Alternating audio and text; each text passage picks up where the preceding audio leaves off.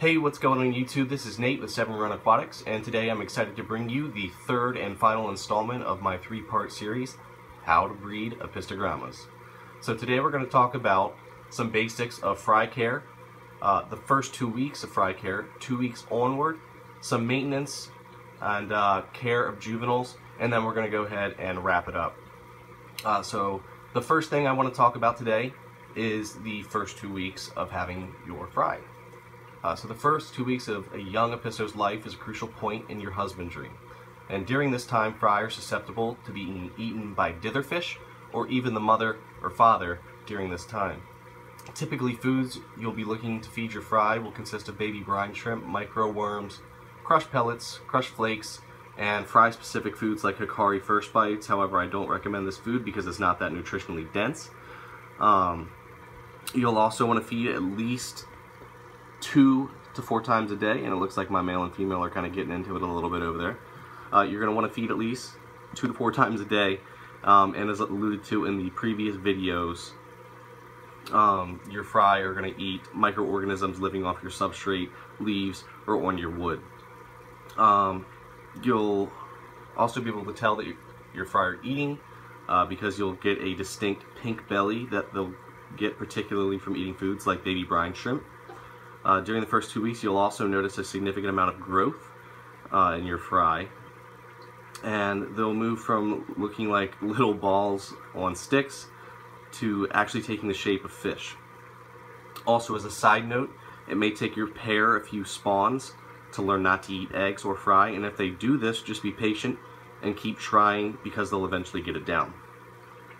Now let's go ahead and talk about 2 weeks onward, and this is just going to be a brief section. After the first 2 weeks of life, you'll have experienced many wonders and joys of seeing their growth and seeing how, even at this size, they're developing little personalities. After 2 weeks, more adult foods like flake, pellet, or gel foods like rapashi should be introduced into their diets more and more often. Again, I use Southern Delight by Aquatic Support Systems, and this works wonders for my fish in general and also my fry. Now, during this period where you have fry, your maintenance schedule is also going to have to be a little bit different, just by virtue of the fact that you now have 30 to 100 fry in your aquarium. So the maintenance schedule is going to need to be tweaked a little bit. Normally, I do 50 to 60% water changes when I don't have fry in the tank. However, with fry, I do 3 water changes weekly of 20% or so. And this is because fry are more sensitive to changes and things like water temperature, pH, nitrates, and other factors in your water chemistry. It's also important to add new water slowly to avoid problems, so be sure to dose your water with a dechlorinator like Seachem Prime, as this will also neutralize toxic ammonia, nitrates, and nitrate. As a little tangent, I'd like to mention a friend of mine and fellow apisto lover and breeder goes as far as using airline tubing when adding water slowly back into the tank. So ultimately, make sure the temperature, pH, and other values in your water are as close to your tank's parameters as possible to have an increased chance of success. So now let's go ahead and talk about when your fry are juveniles. So at this point, fry will become too large for their small spawning tank and need to be moved to a holding tank, and typically this period is going to be about a month and a half to 2 months in. And typically it's a good idea, though, to leave the fry with the mother for at least the first month, as this is going to help reinforce parental instincts for when they're adults and potentially spawning as well. Once removed from the spawning tank, let's go ahead and find my mother here. There she is. She's over there with Dad again. Once removed from the spawning tank, you should continue your frequent water change schedule to keep contaminants low, and this is just important for general husbandry as well.